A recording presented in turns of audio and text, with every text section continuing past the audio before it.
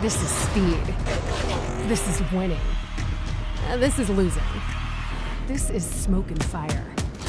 This is high stakes and wild cards. This is family and tradition. This is everything on the line. This is it. This is NASCAR in Las Vegas. The South Point 400, a NASCAR playoff race, October 10th through 12th. Get your tickets now. LVMS.com. South Point offers all the types of entertainment you'd expect at a first-class Las Vegas resort. Did you know our 400-seat showroom is one of Las Vegas's top destinations for live entertainment? Enjoy live performances by classic Vegas entertainers, bands, and today's hottest comedians, plus a rock and dance floor. You can also enjoy live entertainment at the Grand View Lounge, where you'll feel all the vibes of old Las Vegas. Enjoy the music, and if you love to laugh, don't miss The Dirty at 12:30, our very own free comedy show, every Friday night at 12:30 a.m. in the Grand View Lounge. The Dirty is 100% free, so arrive early. Go to southpointcasino.com or call the box office at 77136 for today's performances at the showroom and the Grand View Lounge. When you're ready for your favorite cocktail, stop in and unwind at one of our 7 specialty lounges. There's a bar around every corner, because you're in Vegas, baby. South Point Casino has plenty of attractions for the whole family. Catch a movie. Our 16-screen movie theater includes 2 XD Extreme screens for the ultimate in viewing, sound, and luxury. After the show, treat the family to a variety of treats at our old-fashioned ice cream parlor, Kate's Corner.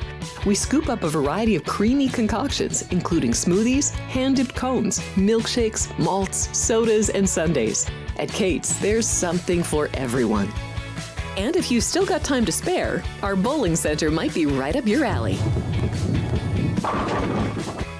Voted Best of Las Vegas, it's a great place for friends and family fun.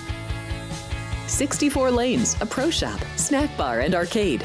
And while the kids are bowling, you can play slots and sip on a drink in the Alley Cat Lounge while overlooking the lanes. For our more serious and professional bowlers, the South Point is also home to a separate tournament bowling plaza. Sports by the book. Sports by the book. Sports by the book. Sports by the book, South Point Studio. We don't make stuff up here. I would only play the Pirates team total going under. What the hell happened to Minnesota's pitching? This total has really crashed without plumbing the lineup. I think this number's too high, but they're laying me the 6. Oh, I know. Caitlin Clark drives handle on the WNBA. Never mind all these Mickey Mouse other stations. We are giving you hands-on information. It's Sports by the Book at the South Point Studio. Here's Jeff Parles and Alex White.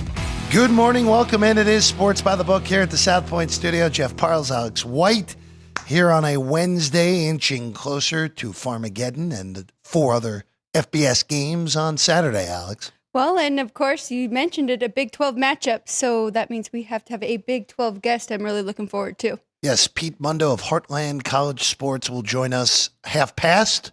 That's 10:30 Pacific time for everyone at home. Talking Big 12. We'll get his thoughts on Kansas State, Iowa State, which is on Saturday. We'll get his thoughts. Also, Kansas reopens Boots Stadium in Lawrence this weekend against Fresno State. We'll get his thoughts on those 2 games and also what he thinks will come of the Big 12 this year, which was topsy-turvy, wide open a year ago. And a lot of people expect the same. So we'll look forward to that in about a half hour from now. Alex, we got baseball to get to, so we got to fire away quickly here because one of these games is going to get going in the next 3.5 minutes.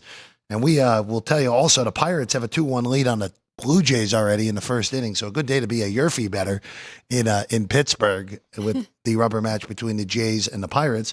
But we begin in Philadelphia, interleague ball between the Phillies and the Mariners. Phillies last night win game 2 of the series. They're going for the sweep. Mariners trying to avoid a 1-5 trip to the top 2 teams in the National League East. It's Luzardo against Castillo. Castillo got rocked on Friday night by the Mets, but it didn't matter because that was one of the Met bullpen specials. That was the one game Seattle's won in these first 5 between the 2 NL East leaders. Jesus Luzardo, who has definitely backtracked over the last 2 months, goes for Philadelphia. He's a minus 140 favorite today with a total of 8.5 at Citizens Bank. I took a small piece of Seattle here on the money line. I don't love it, but I've been really hard on Luis Castillo and how his home and road splits have been so bad. But really looking at it and just looking at his road splits since the month of June, it's not that bad at all. I mean, still a little bit too high in the ERA, but it's been much better. 1.53 whip, so you don't love that. But I think he has a shot here today. And you mentioned it about Luzardo. I don't really trust him, and his home road splits are just as bad. A 5.64 ERA, a 1.29 whip. So I think it's a Mariners spot. I think they got to get this one here today. I mean, they have been scoring, just Philly's been putting up more than them. Phillies 5.5 games clear of the Mets in the National League East. Mariners, you know what? It hasn't hurt them the last few days because the Astros are playing some poor baseball at the moment as well. So they're still only a game and a half behind Houston, even with, again, Mariners have lost 4 out of 5. Houston's lost 4 out of 5 as well. So no movement in the American League West entering today's action. And speaking of those Astros, they played day baseball as well in Detroit. Tigers was a shrimp last night. The walk-off walk for Gleyber Torres to win it for Detroit. 1-0 in 10. So the Skubal-Brown matchup ended up being every bit as good as we expected pitching-wise. Framber Valdez against Charlie Morton this afternoon in Detroit. Framber's small favorite at minus 110, a total of 8.5 at Comerica.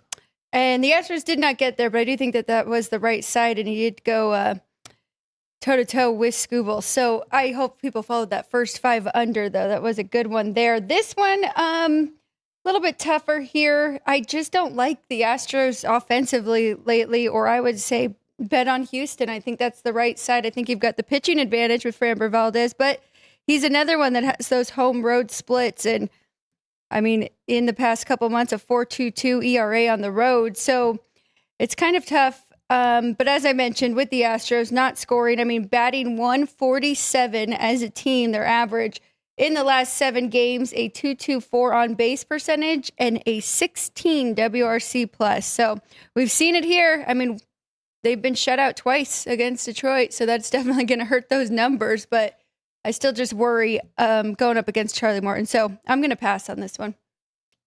Tigers in command in the AL Central. It's pretty much over at this point.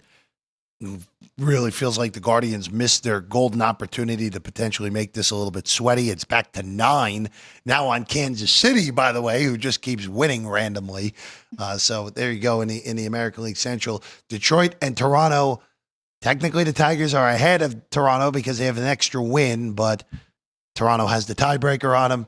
Toronto is in action at the current moment, losing 2-1 to Pittsburgh. So Detroit could actually have an actual lead entering tomorrow if the Tigers win and the Jays lose in Pittsburgh this afternoon. All right, let's flip around back to the top of the board here, and obviously Vegas rotation numbers. We go to the NL, and we go to Miami, Florida for the Marlins and the Cardinals. Palante against, of course, former Cardinal farmhand Sandy Alcantara, of course, was dealt in the Marcell Ozuna trade, which is actually a long time ago now at this point. Cardinals have taken the first 2 of this series after, again, a brutal week at home where they went 1-5 against the Rockies and the Yankees. Really, again, missing an opportunity to realistically stay in the NL wildcard race. They're 5 behind New York right now. Marlins, of course, way out of things. 14 games behind the Phillies, 8.5 out of a playoff berth as of today. I would only play the over here in this one between these two. Now, Sandy did already see the Cardinals and pitched really well, went 5 innings, 3 hits, no earned runs in that one. So I think that this time around, they'll be ready for him. And on the other side with Palante, I mean, his last 6 starts, he has given up 4, 6, 2, scoreless against Miami. So both of them pitched well against each other. And then 5-5. I tend to think that the bats are going to wake up here. So I think 8.5 is a pretty good number. I would have rather had 8 overnight last night, though, and that's why I haven't bet on it just yet. Yeah, staying clear. Again, Miami salvaged the final game in Boston. It would have been a 1-5 road trip for them if not for that. But again, we're talking about 2 mediocre teams. a little bit of an advantage to Alcantara. Again, surprised Miami didn't move Alcantara at the deadline. He's been significantly better over the last 6 weeks after, again, a brutal start to the year coming back from Tommy John, but starting to look like his old self again. I know there's maybe a little luck involved, but the stuff has been better, though. He's throwing harder, more movement on his pitches as opposed to what it was over the previous 3.5 months. It's just really hard to tell which version we're going to get because in the last 6, we've had 3 really good ones where either scoreless or 1 earned run or given up 5 or 6. So that's why it is tough to bet on him right now. Let's go to Washington next. Mets dominate yesterday against the Nats to hold their 1-game lead in the National League wild card chase and stay 5.5 behind Philadelphia. Today, Kodai Senga takes the ball for New York. Brad Lord will go for Washington. It's minus 165 on New York, plus 50 on the Nats, and a total of 9 in D.C. tonight. So I'm leaning here towards the Nationals' first 5 run line, getting that half a run there to stay in this one. Now, with that being said, it's really just because Kodai Senga has been really good, but hasn't gone very deep into these games. He did go 5 2/3 against the Braves coming into this one, but before that, just 4 1/3, 4, 5, 3, 4. So with that being said, Brad Lord has actually been pretty good since he started and not just coming out of the bullpen. So he's got about 5 starts under his belt. And I mean, really just a lot of 2 or 3 earned baseball in this. So he can go. He's gone 6 innings his last 2 starts against the Giants and the Phillies. I think he can keep them in this at least for the first 5. So that's why I would play it, or I was tempted to first 5 under. But I think I like taking that half a run with the Nationals more. I'm going to steer clear on this. Lord has just been mediocre most of the year. Again, this is kind of what the staff has been most of the year. Again, Gore was awesome at the beginning and then has really tapered off over the last, really since the All-Star break, the last 5 weeks in the NL. Staying away here, Mets and Nats. All right, let's go to the Cubs and the Brewers. I didn't know it was legally allowed for the Brewers to lose not once but twice in one day, but the Cubs sweep the double dip yesterday, which, again, Cubs probably caught a little bit of a break that Game 2 on Monday got rained out because Game 1 was pretty ugly for Chicago. 4th of 5 in this series. Colin Rea, Jacob Mizorowski, your pitching matchup. Cubbies minus 105, a total of 7 with the Brew Crew a small favorite of minus 110, Alex. I think the Cubs is the right side again here in this one. I mean, I know Mizorowski, we've seen glimpses of him, and he's been outstanding, especially at strikeouts. But the last few starts from him, we've seen batters kind of figure him out. So Cubs have already seen him. I think that they'll be patient at the plate and, kind of avoid some of those strikeouts here. So I would lean to the Cubs side. Nothing definite, though, in this one. First 5 under. Again, the weather in Chicago today. You're looking at the wind blowing in at 20 miles an hour from left field. I know 2 days ago, or actually not 2 days ago, yesterday in the early game, we got a super over. Game 2 went under. Yeah, easy. So again, this is an evening tilt. Won't be as hot. Wind blowing in. Again, I don't love what I've seen from. I didn't love what I saw from Mizorowski last time out. Ray is Chicago's 4th best starter, 3rd best starter, depending on the day with him and Tyone at this rate. I would look though still to under 3.5 first 5.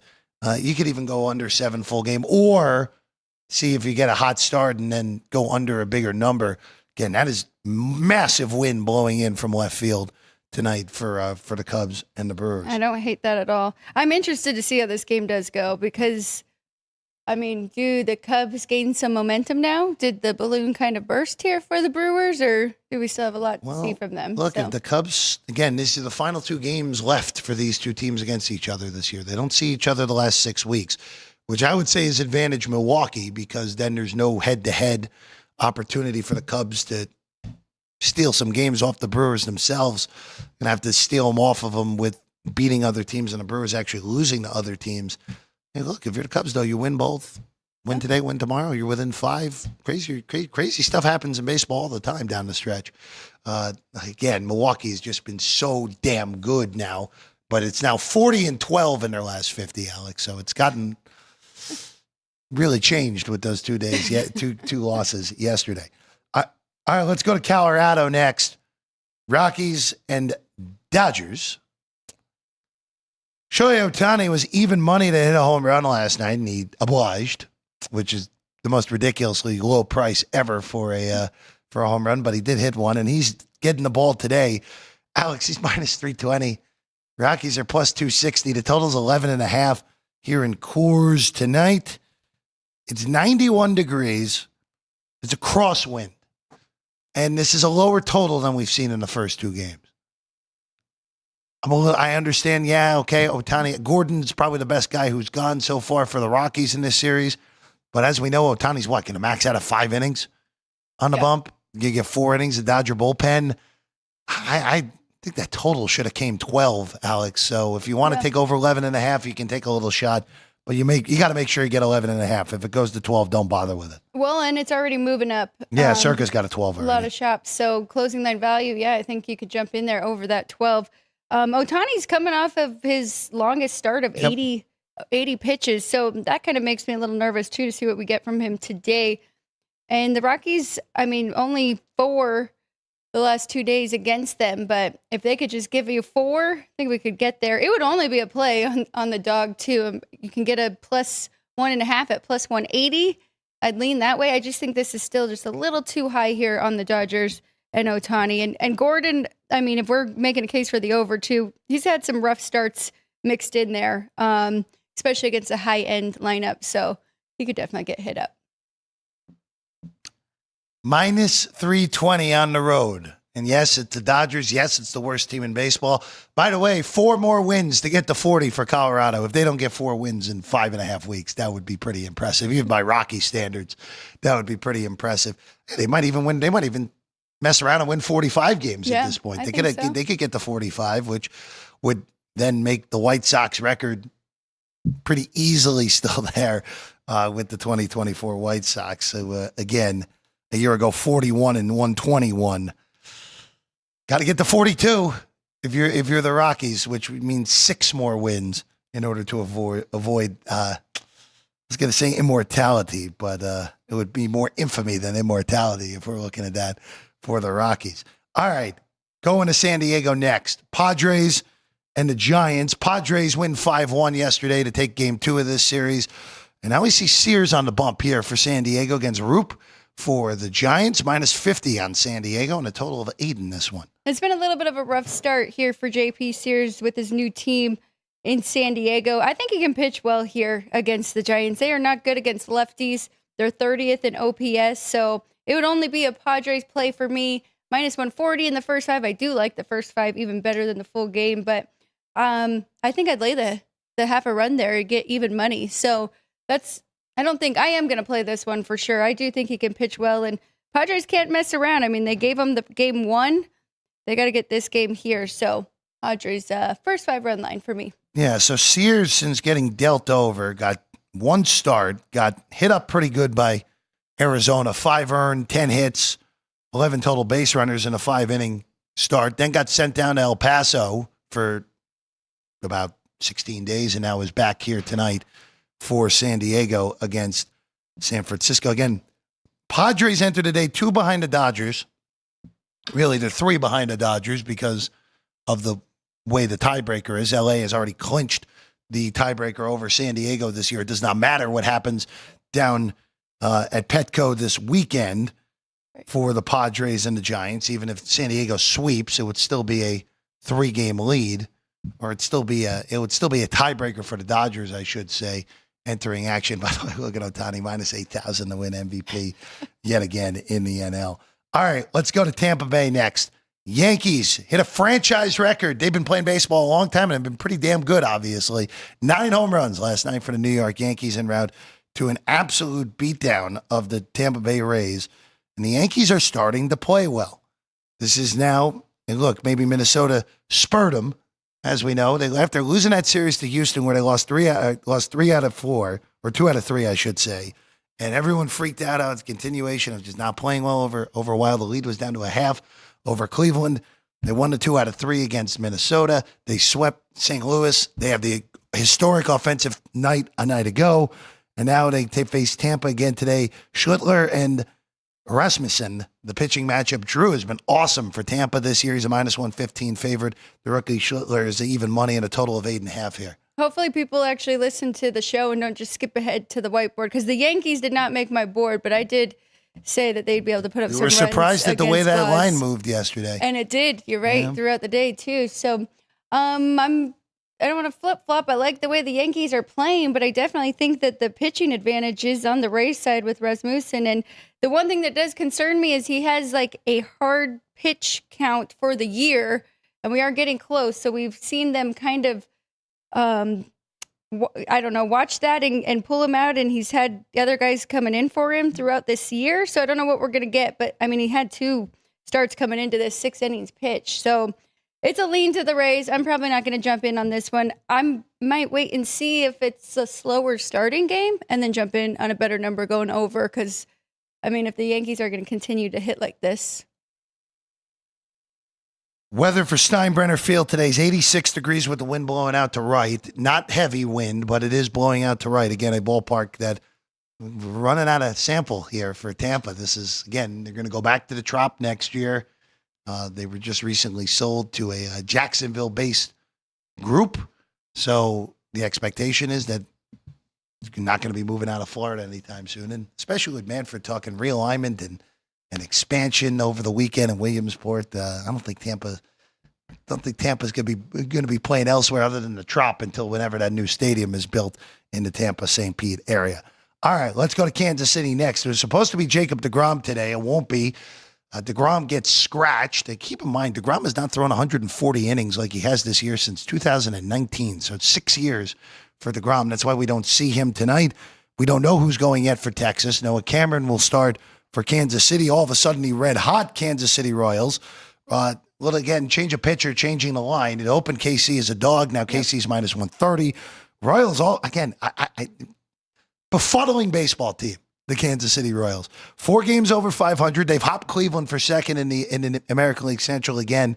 Still trying to get back in things. 4 games out of the AL wild card at the current moment. I mean, kind of like the Orioles, though, right? We've known that the talent was there. It just was not clicking at the beginning of the season, and for far too long. It might be too little, too late. But they are playing really good baseball. I think that's the right side.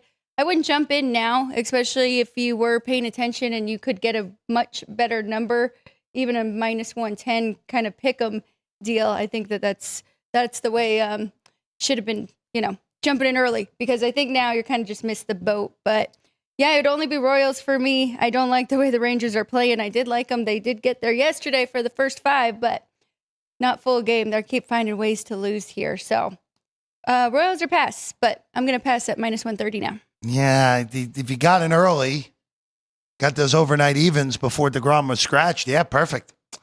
But now I wouldn't do it. By the way, Kansas City, I misspoke because they were 3.5 behind the Yankees now. They're 2.5 behind Boston and Seattle. Boston got swept in the 2-game series by the Orioles, and the Mariners we talked about struggling against the NL East. So yep. Kansas City all of a sudden realistically back in the mix. The Rangers have completely torpedoed themselves. They're now 6 games back, and that's probably sayonara at this point for the Rangers. Cleveland and Kansas City, the only 2 teams realistically that could catch a Seattle or a Boston or even a New York at the current moment in the American League wild card chase. All right, let's go to Minnesota next. We can be quick here. Ginn and Ober, your pitching matchup tonight in Minneapolis. -120 now on the Twins after they opened -125, so short action on Minnesota. By the way, Alex, we mentioned it yesterday. Yet again, Jacob Lopez pitched pretty darn well yet again for the A's. So that streak not petering out anytime soon. But here you go today with Ginn and Ober and a total of 9 at Target Field tonight. Yeah, but I mean, geez, the Athletics are definitely hitting. Won 6-3, even scored on Joe Ryan. So I like that side again. I think they should be a small favorite here. I don't know if it's enough for me to jump in. I'll probably wait and see where that line moves. But +105, pretty tempting with the hotter lineup here. I think JT Yin can pitch well. So he did allow 6 runs against Tampa Bay, and that was his season high. So I think he'll be okay against this Twins lineup. And Bailey Ober, pretty much the same. I mean, not a lot of advantage there pitching-wise, I don't think. So it would be athletics or nothing. I like the way that this lineup has looked as of late.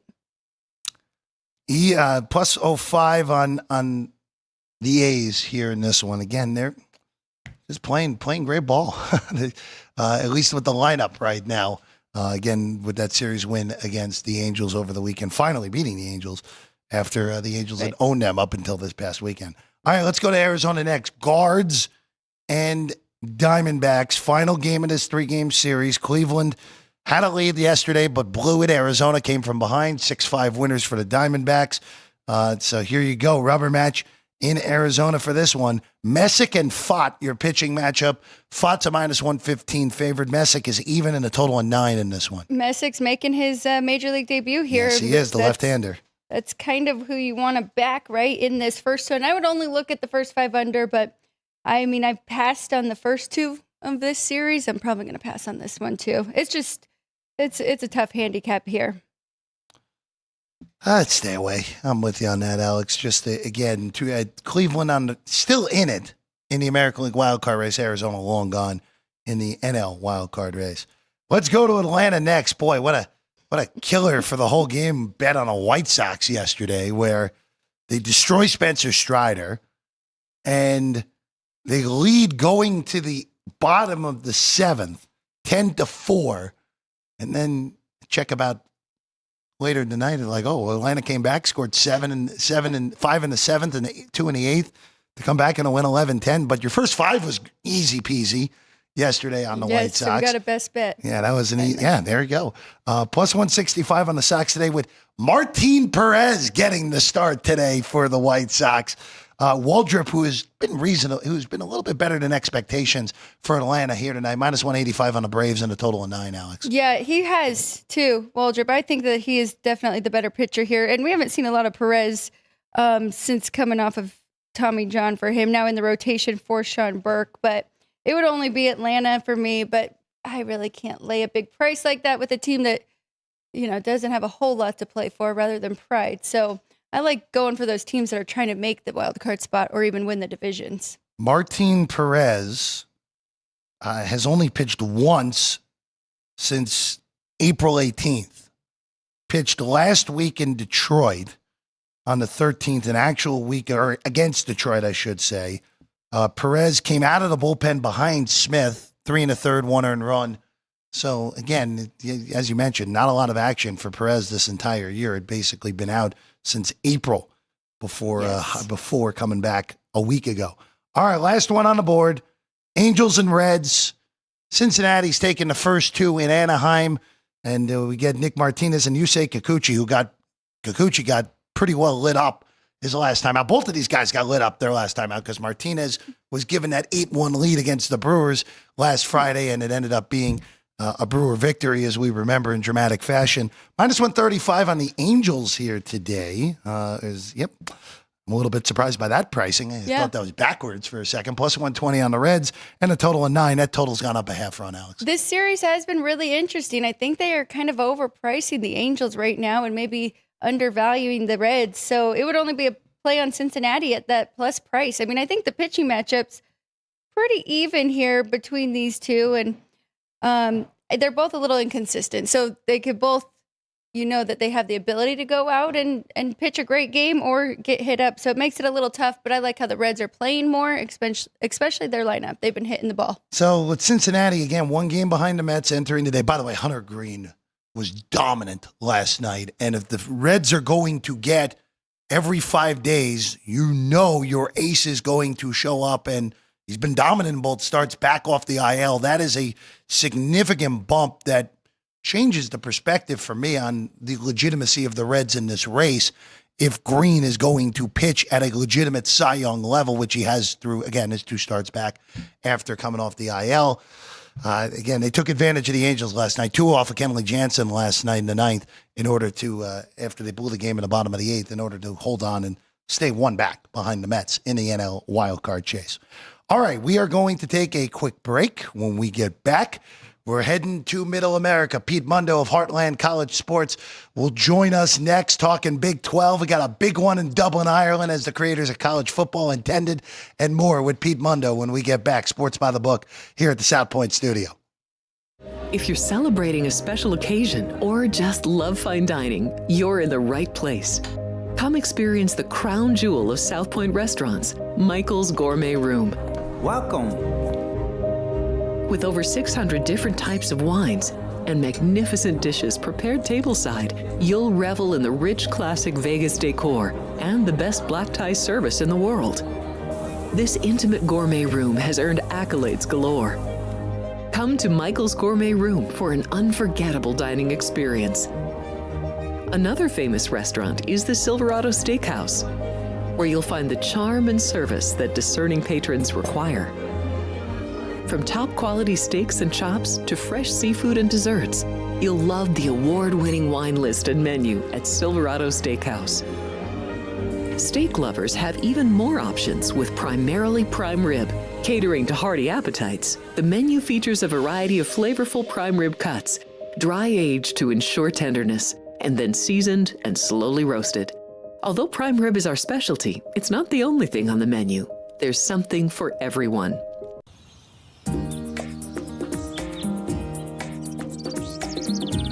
South Point is also proud to provide a variety of relaxing amenities for the guests who want to be pampered.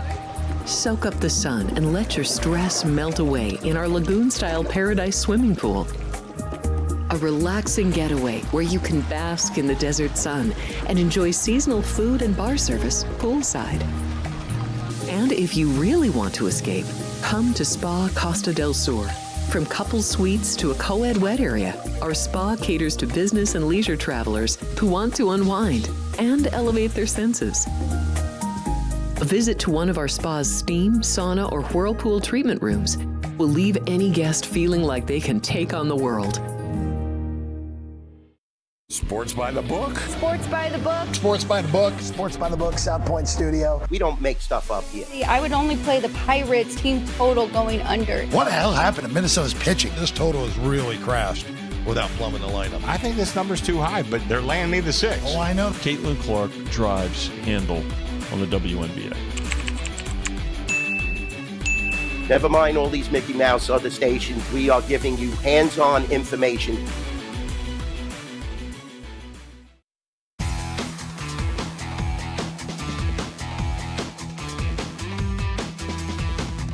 Welcome back in at Sports by the Book here at the South Point Studio. Jeff Parles, Alex White, and now joining us from Kansas City, Missouri. It's a good friend of mine, Pete Mundo, the proprietor of Heartland College Sports, which is the best source for Big 12 news and opinions all season long, joins us right now. Pete, good afternoon in your neck of the woods. Thanks for being with us this morning. Yeah, absolutely. Great to be here. We got Big 12 football in a couple of days. I'm fired up.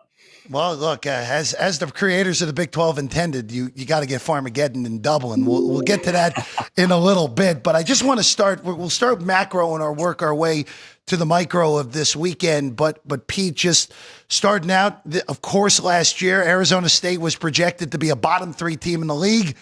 They win the conference and they almost upset Texas in the college football playoff. This year, it is just jammed again across the board. Potential for a lot of chaos here in this league. Pete, what are you looking forward to the most going into this Big 12 season here in 2025? Well, I don't want to correct you out of the gates, Jeff, but let's be clear. Arizona State got screwed in the college football playoff last year. So it was a totally blown call.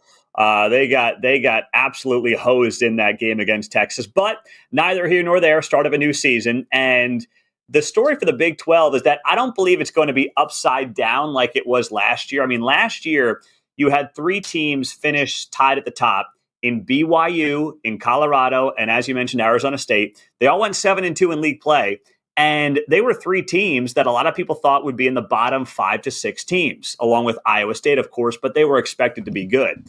This year's not going to be an upside down year. I don't see a UCF. I don't see a West Virginia just shocking the Big 12 and shocking the nation. But you do have 8 teams and 8 fan bases who believe that if things work out and break right for them, their team can win the Big 12. You look up and down this league. You look at Texas Tech. You look at Utah. You look at Baylor, TCU, Kansas State, Iowa State. The list goes on. Arizona State, obviously, also in that mix. And they're all going to sit there and say, hey, we get the quarterback right. We play good defense. Why not us? And there's no other league in America where half the conference right now is legitimately thinking we can win the league. Not the case in the ACC. Certainly not the case in the Big Ten, which is very top heavy. And the SEC, maybe there's 4, 5, 6 of those teams. The Big 12, you're talking 8, maybe 9 of those teams. Well, let's start right there with Arizona State. How do you think that they do this year? Now, people see them coming, right? One of the favorites to win this conference. How do you think Kenny Dillingham handles that pressure now with higher expectations? Well, watching Kenny Dillingham and some of his not press conferences, but post-practice commentary has gone viral on social media over the last few weeks because this is a young guy. He's in his 30s and, he's coming off a Big 12 championship. And some people might think, hey, his ego's getting big. He's resting on his laurels. That is not what's happening in Tempe. Kenny Dillingham is an old school coach. He's talking about how he doesn't care about the coaches poll, doesn't care about the AP poll. He's ripping into his guys. He's saying a lot of these guys had nothing to do with last year, or this is a totally new team. He has been very much hyper intense and hyper focused on the fact that last year is basically meaningless for this year. And that has caught me a bit off guard. I've been surprised by that. So they returned some of the most starters, 17 starters, I believe it is, coming back to Arizona State. And everybody talks about Cam Scadaboo, their running back, being gone. He was taken in the NFL draft by the New York Giants. But you've got Sam Leavitt, a quarterback who, if things break just right for him, he could find himself in Heisman contention come the end of the year. If you look at some of the way too early NFL mock drafts for 26, his name is talked about already as a first-round guy next year. That's how much talent he has. That's how high the expectations are. I think they'll be better in the trenches than last year on both offensive and defensive lines. And this team absolutely should be in the Big 12 championship race come November. And they've got a great chance to get back to Arlington in early December. As you saw on the last screen, Sam Leavitt was the only Big 12 name in the top 20 odds for Heisman Trophy. Again, Arizona State, the defending champions yet again in the Big 12. Pete, I want to go over to the best team that money can buy, and that's in Lubbock with Texas Tech. Super active in the transfer portal, a lot of money, but stable at quarterback. Baron Morton is back yet again, and stable at head coach, of course, with Joey McGuire. This is as large of expectations as this team has had since Leach and Crabtree and Harrell were there. What is your outlook for the Red Raiders here in 2025? I think they're winning the Big 12. Okay. I am bought in on what these guys did because it's not just the amount of money they spent, and you alluded to it, Jeff, $30+ million are the reports, and that, West Texas oil money just keeps flowing with Cody Campbell and company. But it's where they bought in and where they didn't buy in. First off, they loaded up on the offensive and defensive lines. I mean, they are SEC, top of the SEC-esque on the offensive line and especially on the defensive line. They got David Bailey coming in from Stanford, top edge guy there. Lee Hunter, a UCF big guy in the middle, defensive tackle, who was an all Big 12 guy coming in. Big 12 fans will know him well from his time with the Knights. Offensive line is stacked. And then having that consistency with Baron Morton at quarterback, I think is being overlooked. When you have this many portal guys, you got to figure out how to make them mesh and make them gel. And when you have that consistency at quarterback in particular, a guy who's been with Joey McGuire for a couple of years and really knows the lay of the land, knows the system, it's not new for him, I think that makes all the other pieces fit a lot easier. Also, they do have one of the easiest schedules in the Big 12. And while the Big 12 schedules are pretty fair and even because I think of how even the conference is top to bottom, you look at all the major preview rankings of strength of schedule, and Texas Tech's is significantly easier. I think that makes a difference. And Joe McGuire understands the pressure he's under right now. I just think the talent gap alone will get Texas Tech to Arlington, and they'll be in a college football playoff as Big 12 champs. For Texas Tech, just bringing up their schedule, other than a trip to Salt Lake and a trip to Tempe, all their home games, they're going to be Well, they could very easily be more than a touchdown in all their home games other than maybe against KU on October 11th, depending on what Kansas is, Alex. I want to touch on the other two teams in Texas, starting with Baylor. Really turned it on in the second half of last year, and TCU, which it's been a disappointment for Sonny Dykes since their run to the championship a few years ago. Yeah, Alex, both these teams, I believe, can also win the Big 12. I mean, I'm not copping out when I'm saying that. That's just the kind of depth this league has. Baylor closed the season really strong, won 6 in a row, and they're not getting enough national attention this year. I think they will when they blast Auburn next Friday, August 29th, in the season opener for both of those teams. I think that'll be a wake-up call for a lot of people who are not thinking about Baylor. But Baylor can win this conference. I believe they had the best quarterback, running back, 1-2 punch in the Big 12, and Sawyer Robertson and Bryson Washington, who really came on strong in the backfield last year. The questions there are really on defense. And Dave Aranda, who of course came from LSU and is a mastermind on defense, if he gets that side of the ball figured out, Baylor can absolutely win the Big 12. I think the questions, though, are on that defensive side. Now, for TCU, similar questions. They've got to figure out their defense, not the offense. Josh Hoover led the Big 12 in passing last year. He's back at quarterback. The weapons are going to be there for Josh Hoover and Sonny Dykes to put up a lot of points. The question is, do they win their games 45-42, or do they lose their games 45-42? If they win them, if they get the bounces they got in 22, they can have a special season like when they made that run to the national championship. But if they're, doing what Big 12 teams were doing 10, 15 years ago and losing those games where the total's going over, 85, 90 points, then it could end up being a long season. But I'm high on both of those teams. I think they'll be in Big 12 contention come November. If I have to give an edge to one, I would say that Baylor has the better odds of winning the Big 12 at this point than I would give TCU. Baylor right now co-favorites here at the South Point to win the Big 12. And Pete, I'll bring up the team that they're co-favorites with that we haven't brought up yet, and that's the Utes of Utah, who there's no more Cam Rising. Will he play? Will he not? Nonsense anymore. Devin Dampier is now the undisputed quarterback, the New Mexico transfer. And Pete, really the main reason I like Utah this year is, boy, their injury luck the last 2 years has been so horrible that you have to imagine there'll be some positive regression on that for the Utes. Yeah, I would absolutely hammer the over on Utah. I'm with you there. I'm surprised that they're getting that much love as the co-favorite, but I do have them making the Big 12 championship. I've got Texas Tech over Utah, so I think that's the right place for them to be. I'm just not seeing a lot of that public love. And you're right. First off, they've got the quarterback figured out. They're bringing along the OC as well. Mm-hmm. And you're seeing a lot of that. Oklahoma did the same thing, bring in the OC with the quarterback to kind of keep that transition seamless. They lost a lot of one-score games last year, and they were on their fifth-string quarterback at one point there at Utah. They're stacked in the trenches. They have 2 offensive tackles who both could be first-round picks come next NFL draft in the spring. So, and they're always loaded on D-line. So, you look at this Utah team, and I think they're going to go back to the Kyle Whittingham-esque teams that we're used to. That's how the offense is going to be set up under Dampier as well. Win a lot of these games. 23-20, 21-17, games like that.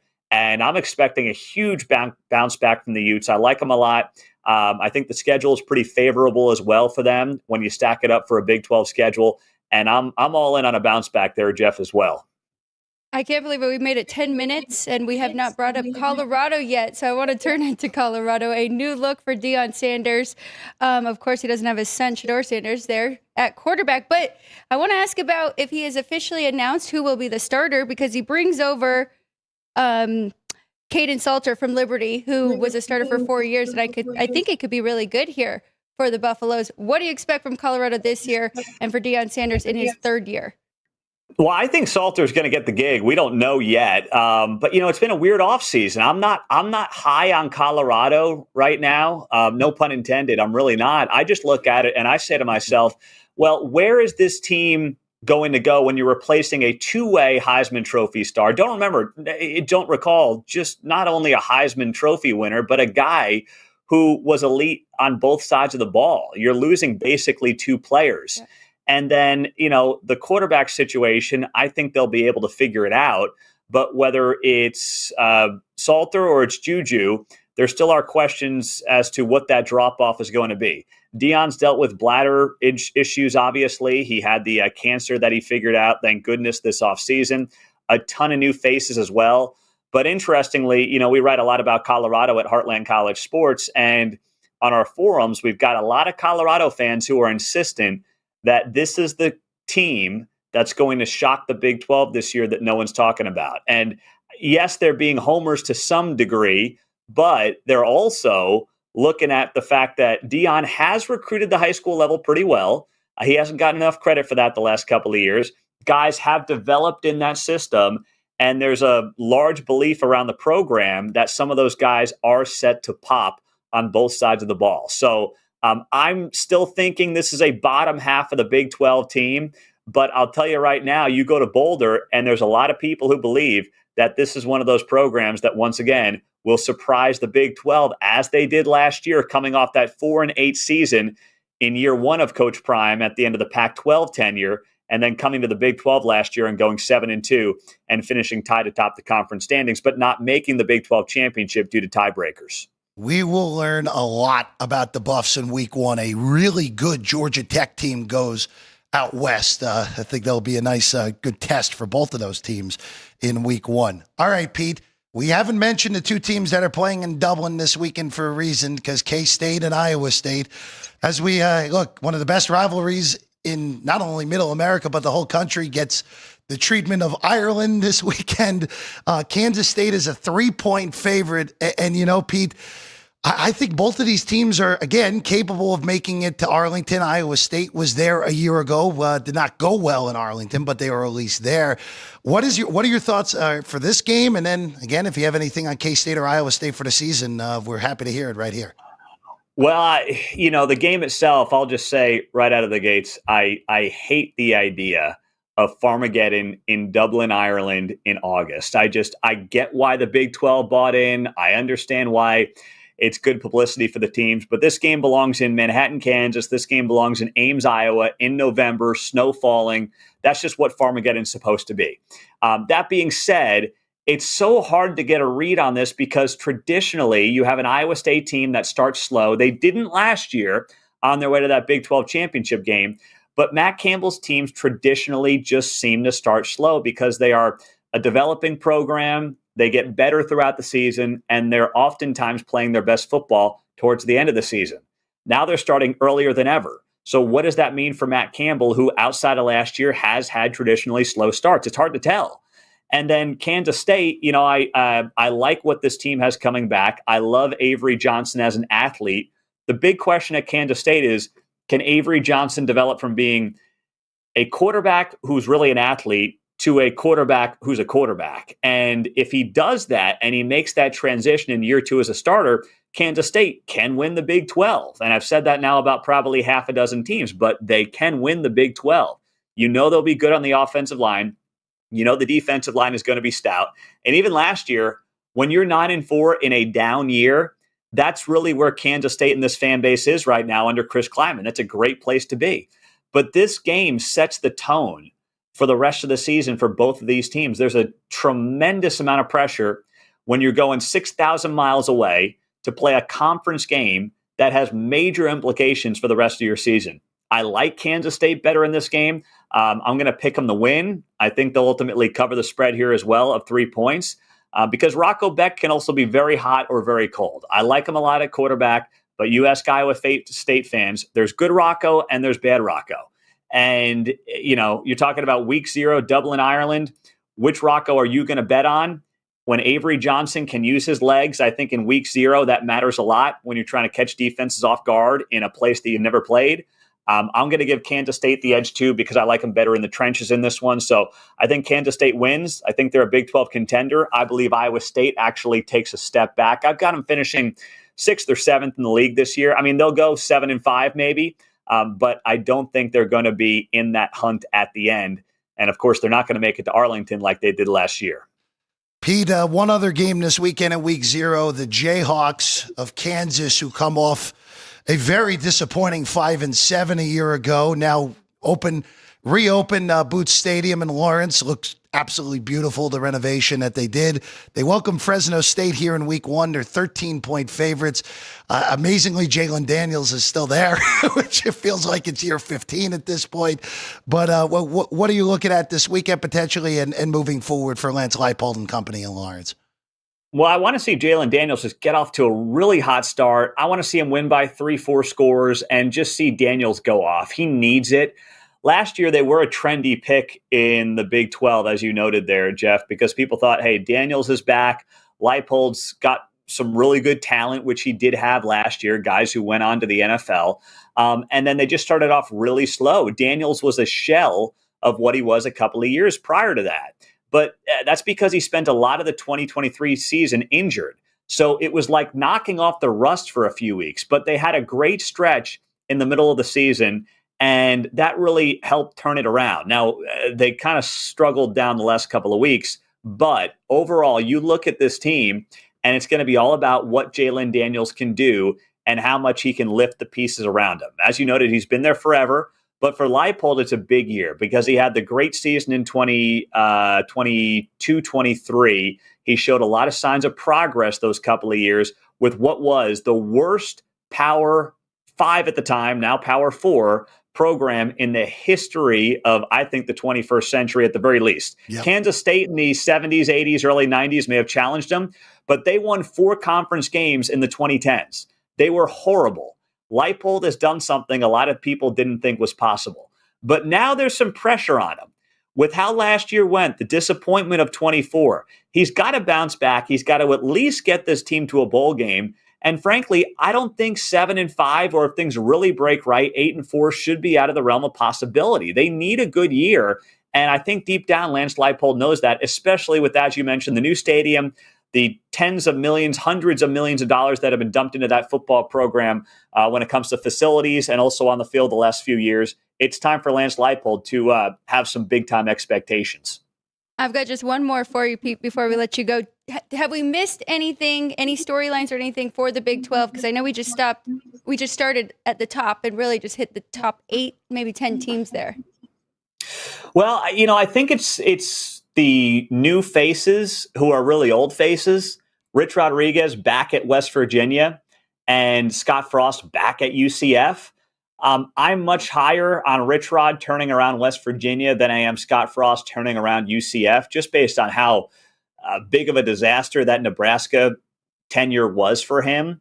And he was asked at Big 12 Media Days, he said, someone asked him, they said, hey, what did you learn from your time at Nebraska? And he said, don't take the wrong job. And I thought to myself, what a cop-out. That's not taking any responsibility for everything that went wrong during your time at Nebraska.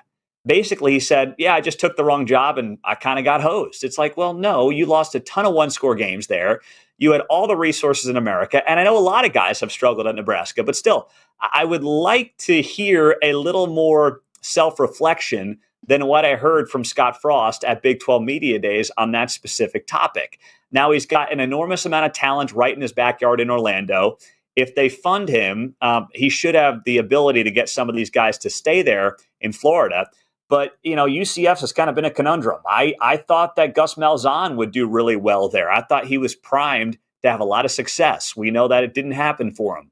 Now, Scott Frost, I have a lot of questions. But with Rich Rod, it's going to take time. But, man, he is going to, I think, look at that job as basically getting back to the pinnacle of where he once was in his heyday when he was in Morgantown.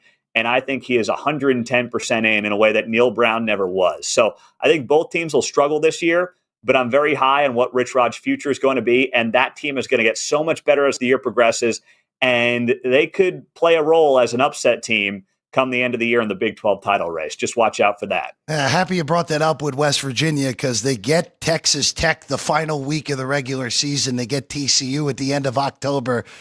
The 2026-2027 Mountaineers are going to be maybe like Arizona State a year ago, Pete. Yeah. Because even though people like to rag on Rich Rod, throw out the Michigan tenure, the man had West Virginia in the Big East, one ridiculous loss away from being not only in the national championship game, but wearing the home jerseys in the national championship game in that ridiculous 2007 season. He's a tremendous coach. Good times will be ahead there in Morgantown. He's Pete Mundo, HeartlandCollegeSports.com, the best source for Big 12 news all year long. Heartland_CS on social media, on X as well. Pete, pleasure as always, man. Thank you for hanging with us today. Jeff, Alex, you bet. Enjoy the football. We sure will. Pete Mundo, everyone. All right, we're going to take a quick break. When we get back, Alex's whiteboard. We wrap things here on a Wednesday right here, Sports by the Book, South Point Studio.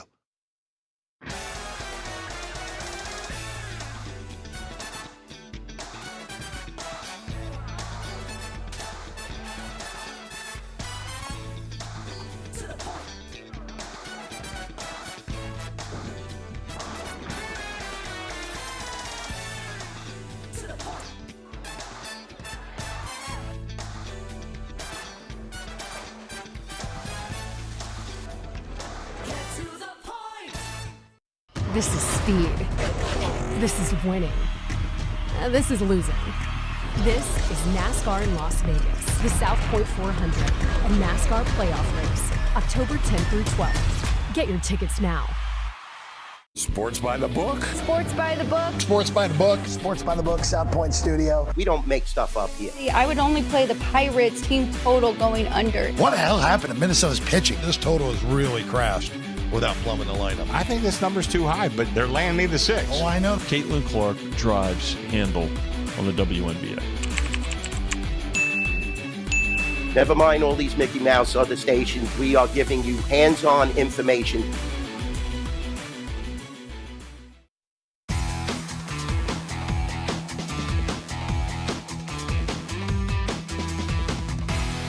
Big thanks to Pete Mundo for joining us in the last segment. If you want all the best Big 12 content, HeartlandCollegeSports.com also as well.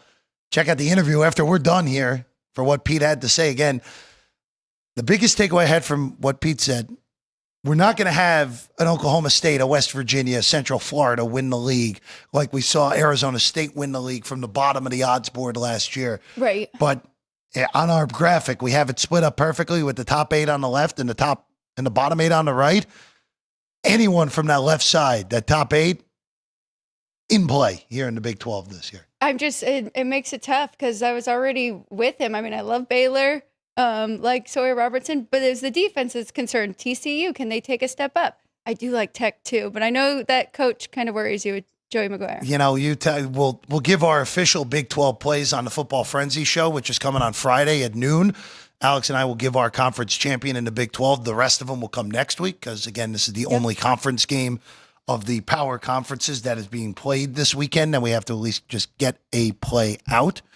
But, again, mine's coming from the top 5, technically, in the odds of here at the South Point. But, yeah, not a big believer in Texas Tech, but Pete Mundo, very much a believer in Texas Tech, his pick to win the league here in 2025. All right, trivia question time here on a Wednesday. Oh, here we go. Vince, we're back to 80 years ago. Here we go. Good question. 1945.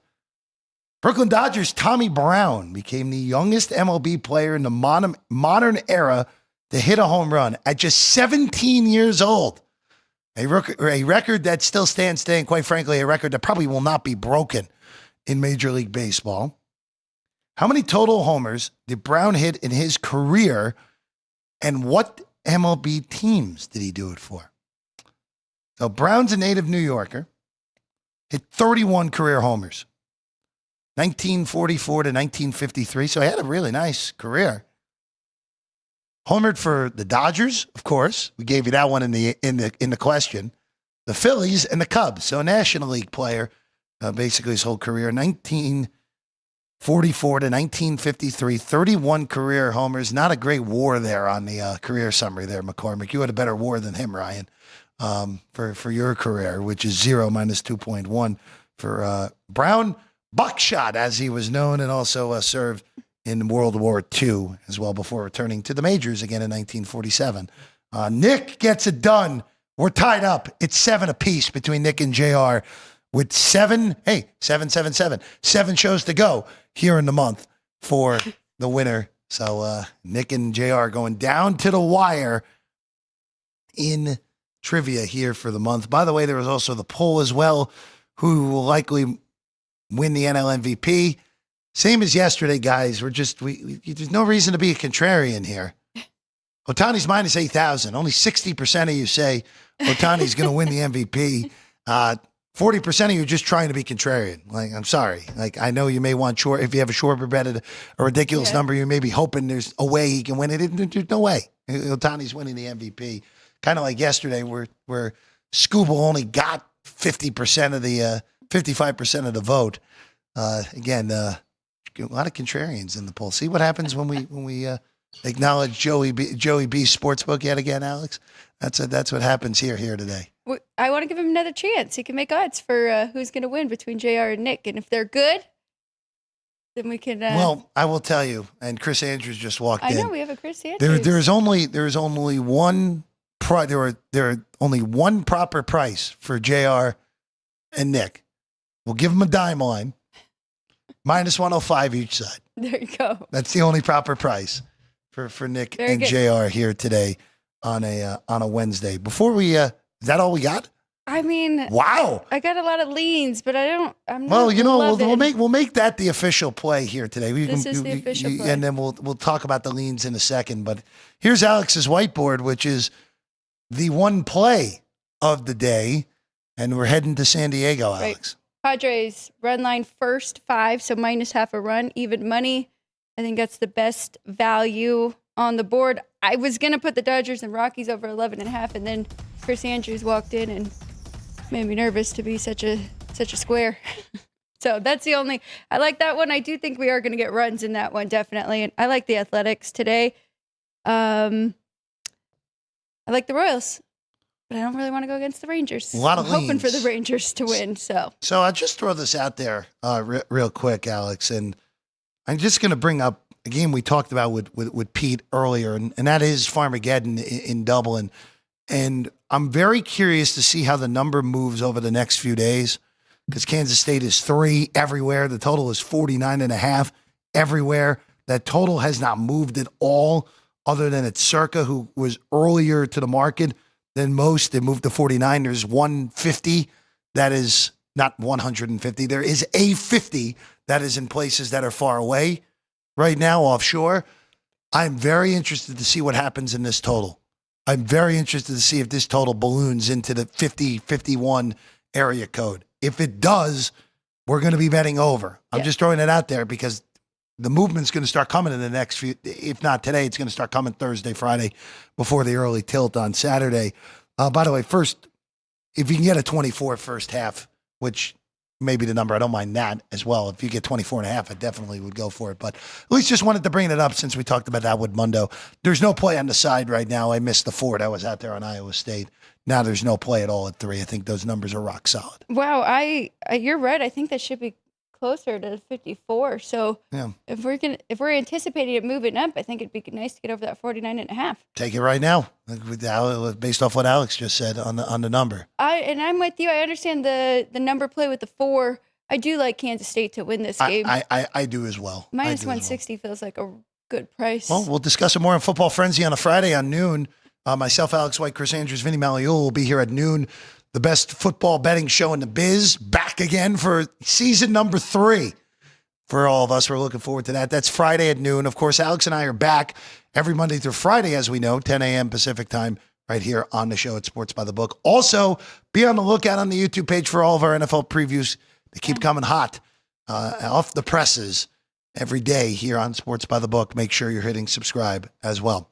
All right. She's Alex White. I'm Jeff Parles. We'll go ahead, Alex. Dwayne Colucci tomorrow. Yes, Colucci's back on a Thursday to lead the show off tomorrow. Ryan, Jerry, Vince, and Drew Dog, Sean, and Ann, thank you all very much. Thank you to everyone in the chat here today. She's Alex. I'm Jeff. We'll see you tomorrow. Sports by the Book, South Point Studio.